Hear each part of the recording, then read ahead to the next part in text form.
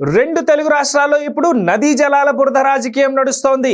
AP CM Chandrababu మీద బురద జల్లడమే లక్ష్యంగా తెలంగాణలో బీఆర్ఎస్, ఏపీలో వైసీపీ జల వివాదాలకు తెరపైకి తీసుకొచ్చాయి. అయితే చంద్రబాబు తెలంగాణకు అన్యాయం చేశారని బీఆర్ఎస్ ఆరోపిస్తోంది. అదే సమయంలో ఆయన ఏపీకే నష్టం చేశారనేది వైసీపీ వాదన.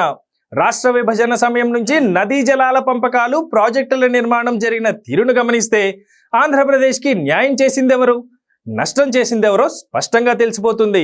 2014లో తెలంగాణ ప్రత్యేక రాష్ట్రంగా ఏర్పడిన తర్వాత కృష్ణా నదీ జలాల పంపిణీపై ఎఫెక్స్ కౌన్సిల్ సమావేశం జరిగింది.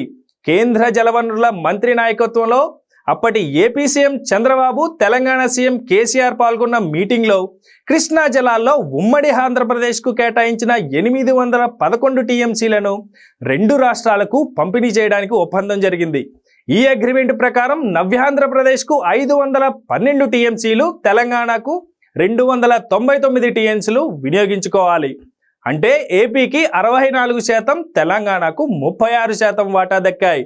కృష్ణా జలాల్లో ఎక్కువ వాటా సాధించడం ద్వారా రాష్ట్ర ప్రయోజనాలను కాపాడింది అప్పటి ముఖ్యమంత్రి నారా చంద్రబాబు నాయుడు గారు. 2024లో కూటమి ప్రభుత్వం అధికారంలోకి వచ్చాక పోలవరం ప్రాజెక్టు పనులను మళ్లీ పట్టాలెక్కించి శరవేగంగా పూర్తి చేస్తున్నారు.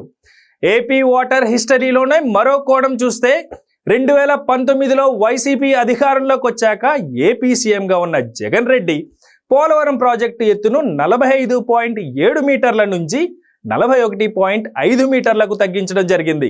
తాను చెప్పడం వల్లనే జగన్ పోలవరం డ్యాం ఎత్తు తగ్గించారని అప్పటి తెలంగాణ సీఎం కేసీఆర్ రాష్ట్ర అసెంబ్లీ వేదికగా చెప్పారు.